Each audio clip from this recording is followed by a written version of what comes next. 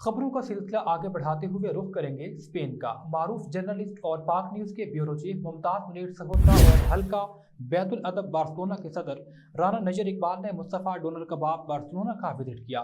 Director राजा नईम सरसाल, राजा नदीम सरसाल, राजा करीम, राजा नबील और राजा अब्दुल्ला से मुलाकात की। राजा नदीम को मुस्तफ़ा डोनर कबाब के इफ्तिताह पर मुबारकबाद देते हुए उनके लिए नेक तमन्नाओं का इजहार किया। मुस्तफ़ा डोनर कबाब के लजीज खानों की तारीफ की। राजा नदीम की जानिब से मुमताज मुनीर सहोत्रा और राना नजर इकबाल का शुक्रिया अदा किया गया। राजा नईम ने कहा, हमारी कामयाबियां हमारे वालदैन की दुआओं का नतीजा है। वर्कर्स का कहना था कि वो तमाम सहूलियात मुयस्सर हैं जो एक वर्कर को मिलनी चाहिए।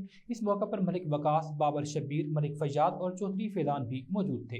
जी, ਜਿਹੜਾ ਕਿ ਤੁਸੀਂ ਕੁਐਸਚਨ ਕੀਤਾ ਇਹਦੇ ਵਿੱਚ ਸਾਡੀ ਕਾਮਯਾਬੀ ਦਾ ਰਾਜ਼ ਇਹ ਹੈ ਕਿ ਸਭ ਤੋਂ ਪਹਿਲਾਂ ਤਾਂ ਮਾਂ-ਬਾਪ ਦੀਆਂ ਦੁਆਵਾਂ ਨੇ, ਦੂਸਰੇ ਤੇ ਬਹੁਤ ਹੀ ਜ਼ਿਆਦਾ ਹਾਰਡ ਵਰਕ ਹੈ ਔਰ ਸਭ ਨਾਲੋਂ ਜ਼ਿਆਦਾ ਜਿਹੜੀ ਇੰਪੋਰਟੈਂਟ ਚੀਜ਼ ਹੈ ਕਿ ਅਸੀਂ ਵਰਕਰਸ ਦਾ ਇਸਾਲ ਨਹੀਂ ਕਰਦੇ, ਉਹਨੂੰ ਮੁਕੰਮਲ ਹਕੂਕ ਦਿੰਦੇ ਹਾਂ। ਜਿਸ ਤਰ੍ਹਾਂ ਕਿ ਜਿਹੜੇ ਬੰਦੇ ਸਾਨੂੰ ਜਾਣਦੇ ਨੇ ਉਹਨਾਂ ਨੂੰ ਪਤਾ ਹੈ ਕਿ ਵਰਕਰ ਸਾਡੇ ਨਾਲ ਇਸ ਤਰ੍ਹਾਂ ਨੇ ਜਿਸ ਤਰ੍ਹਾਂ ਸਾਡੇ ਭਰਾ ਹੁੰਦੇ ਨੇ, ਵੀ ਬਹੁਤ ਜ਼ਿਆਦਾ ਅਸੀਂ ਕਲੋਜ਼ ਹਾਂ, ਯਾਰੀ ਦੋਸਤੀ ਉਹਨਾਂ ਨਾਲ ਭਰਾਵਾਂ ਵਾਲਾ ਤਲਕ ਹੈ, ਤਨਖਾਹਾਂ ਦੇਈਦੀਆਂ ਨੇ, ਟਾਈਮਿੰਗ ਅੱਛੀ ਹੈ, ਉਹਨਾਂ ਦਾ ਖਿਆਲ ਰੱਖੀਦਾ ਇਸ ਤਰ੍ਹਾਂ ਜਿਸ ਤਰ੍ਹਾਂ ਆਪਣੀ ਫੈਮਿਲੀ ਨਾਲ ਹਾਂ। ਅਸੀਂ ਉਹਨਾਂ ਨਾਲ ਖੁਦ ਰਲ ਕੇ ਉਹਨਾਂ ਨਾਲ ਜਿਸ ਤਰ੍ਹਾਂ ਉਹ ਕੰਮ ਕਰ ਰਹੇ ਨੇ ਅਸੀਂ ਵੀ ਉਂਝ ਹੀ ਕੰਮ ਕਰਨੇ ਹਾਂ।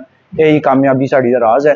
ਅਤੇ ਉਹਦੇ ਵਿੱਚ ਜਿਹੜੇ ਬੰਦੇ ਵਰਕਰ ਦਾ ਜਿਹੜਾ ਹੱਕ ਮਾਰਦੇ ਨੇ ਉਹ ਬਿਲਕੁਲ ਕਾਮਯਾਬ ਨਹੀਂ ਹੋ ਸਕਦੇ ਔਰ ਵਰਕਰ ਉਹਨਾਂ ਦੇ ਹੱਕ 'ਚ ਕਦੇ ਵੀ ਬਿਹਤਰ ਨਹੀਂ ਸੋਚ ਸਕਦੇ। ਅਤੇ ਸਾਡੀ ਸਿਰਫ ਮੇਨ ਪੁਆਇੰਟ ਇਹ ਹੈ ਕਿ ਜਿਸ ਤਰ੍ਹਾਂ ਮੈਂ ਤੁਹਾਨੂੰ ਪਹਿਲਾਂ ਵੀ ਕਿਹਾ, ਮਾਂ ਬਾਪ ਦੀਆਂ ਦੁਆਵਾਂ, ਹਾਰਡ ਵਰਕ ਔਰ ਵਰਕਰ ਦਾ ਖਿਆਲ ਰੱਖਣਾ ਇਹ ਬਹੁਤ ਜ਼ਿਆਦਾ ਇੰਪੋਰਟੈਂਟ ਚੀਜ਼ ਹੈ। मेरा नाम बाबर शबीर है जी और मैं इन्होंने राजा नदीम भाई और राजा नईम भाई जोड़े मेरे बहुत सन इन्होंने मैंने काम करदे एटलीस्ट तकरीबन 2.5 to 3 साल हो गए।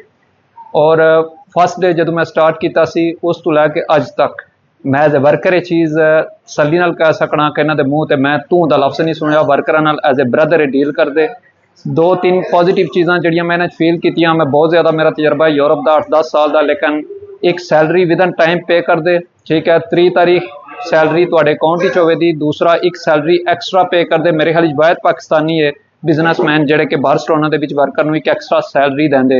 इस तो इलावा जो इत्थे एज ए रिस्पोंसिबल मैनूं भाई होरां ड्यूटी दी, उन्होंने फस्ट डे कहा कि किसी वर्कर नूं प्लीज़ डिसरिस्पैक्ट नहीं करनी।